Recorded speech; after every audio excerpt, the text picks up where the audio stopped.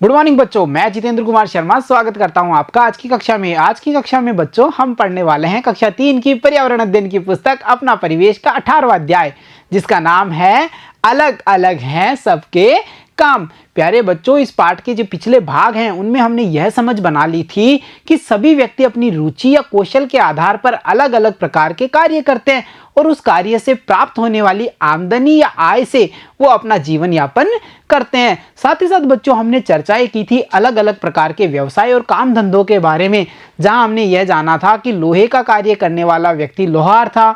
इसी के अलावा हमने यह भी जाना था जो व्यक्ति फर्नीचर का कार्य कर रहा है यानी लकड़ी से फर्नीचर बना रहा है उसे हम खाती जैसे नामों से संबोधित कर पा रहे थे। यानी बच्चों हमने क्या समझ बनाई? हमने यह समझ बनाई कि जो जैसा काम करता है उसका वैसा ही नाम हो जाता है। जैसे अगर कोई व्यक्ति बच्चों को पढ़ाने का कार्य कर रहा है यानी शिक्षा देने का कार्य कर रहा है तो उसे हम शिक्षक के नाम से जानते हैं। तो यानी व्यक्तियों को उनके द्वारा किए गए कामों के आधार पर एक विशेष नाम से संबोधित किया जाता है। तो चलो बच्चों, आज की इस कक्षा में हम जानेंगे जैसा काम वैसा नाम। तो देखो बच्चों, कुछ विशेष काम करने वालों को विशेष नाम से जाना जाता है। यानी कुछ ऐसे व्यक्ति या ऐसे विशेष लोग हैं जिन्हें किसी विशेष कार्य के लिए एक अलग ही नाम प्रदान कर दिया जाता है। जैसे लकड़ी का काम करने वाले को कारपेंटर या सुथार या फिर खाती जैसे नामों से संबोधित किया जाता है। और यहाँ पर हमने देखा सुरेश फर्नीचर को,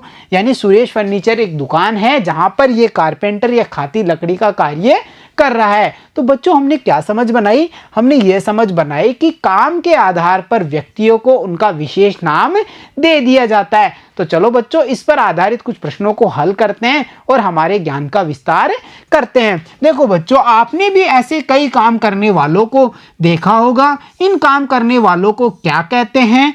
उनके नाम नीचे दी गई तालिका में लिखिए। प्यारे बच्चों, यहाँ पर हमें दी गई है एक तालिका जिसमें एक तरफ हम देख पा रहे हैं काम करने वाले हैं, मतलब जैसे पढ़ाने का कार्य, ये सब काम हैं। और इनको करने वाले को क्या कहते हैं, यानी ये कार्य किसके द्वारा किए जाते हैं उनके बारे में हमको यहाँ पर लिखना है। जैसे उदाहरण के लिए देखो, जो पहला कार्य है वो है पढ़ाने का काम। अब पढ़ाने का काम जो व्यक्ति करेगा उसे हम अध्यापक या अध्यापिका जैसे नामों से संबोधित करते हैं। उसी प्रकार से देखो बच्चों, चिकित्सा करने वाला कौन होगा?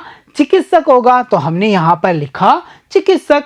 इसके बाद में जैसे स्कूटर ठीक करने वाला, यानी जब भी हमारे वाहनों में कोई गड़बड़ होती है तो हम उसे किसके पास लेके जाते हैं?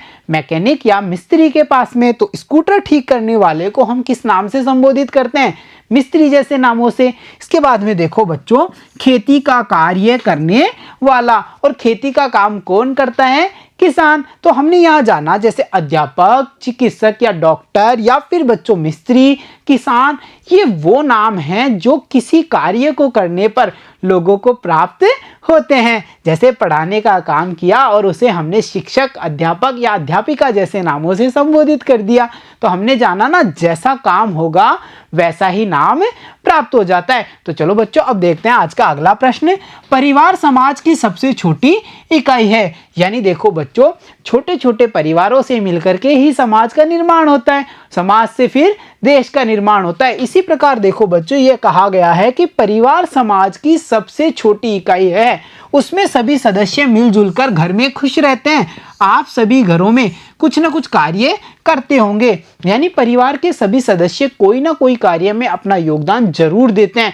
घर का कोई भी काम हो, परिवार का सदस्य किसी न किसी प्रकार से उसमें सहायता करता है। तो हमसे क्या पूछा है कि आपके घर में निम्नलिखित कार्य कौन कौन करते हैं तथा उनमें सहयोग कौन कौन करता है? तो बच्चों देखा आपने, मतलब हमें इस सारणी में क्या करना है, यहाँ पर एक तरफ घर के कार्यों के नाम दिए गए हैं, उसके बाद में अगले कॉलम में पूछा गया है कि इस कार्य को करने वाला सदस्य कौन होगा और उसका जो सहयोग करते हैं वो कौन कौन सदस्य हैं। तो बच्चों इस सारणी को आप अपने परिवार के आधार पर पूरा करेंगे। कैसे? जैसे देखिए, घर की सफाई। अब घर की सफाई का कार्य आपके घर में कौन करता है?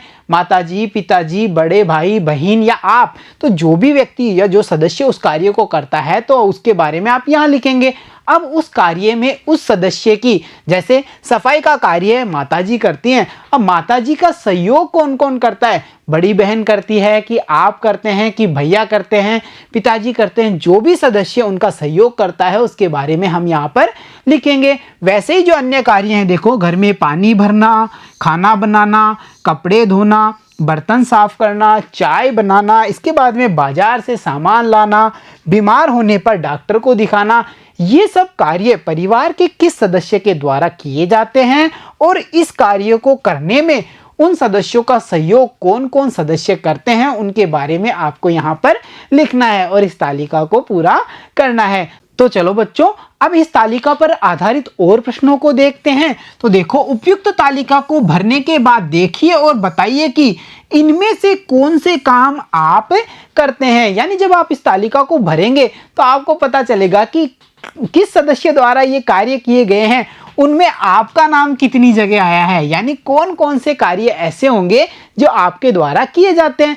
इसके अलावा आपको यह भी बताना है कि कौन से काम आपके पिताजी के द्वारा किए गए हैं और कौन से ऐसे काम होंगे जो आपकी माताजी के द्वारा किए गए हैं। यानी बच्चों, जब आप इस तालिका को पूरा करेंगे तो इन प्रश्नों के उत्तर देना आपके लिए मुश्किल नहीं होगा, क्योंकि हमने तालिका पूरी कर ली। अब तो देख करके बताना है कि कौन से कार्य आप स्वयं कर रहे हैं, कौन से कार्य पिताजी के द्वारा किए जा रहे हैं और कौन से कार्य माताजी के द्वारा किए जाते हैं। तो देखा बच्चों, आपने आज की इस कक्षा में हमने समझ बनाई कि जो व्यक्ति जैसा काम करता है, यानी अपनी रुचि और कौशल के आधार पर जो व्यक्ति जैसा काम करता है, उस किए गए काम के आधार पर उसे एक विशेष नाम दे दिया जाता है। और हमने साथ ही साथ यह भी जाना कि इन नामों के आधार पर उन व्यक्तियों को हम विशेष रूप से पहचानते भी हैं।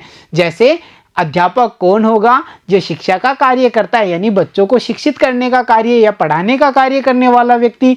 तो प्यारे बच्चों, आज की इस कक्षा में इतना ही। मिलता हूं आपसे अगली कक्षा में, तब तक के लिए धन्यवाद बच्चों।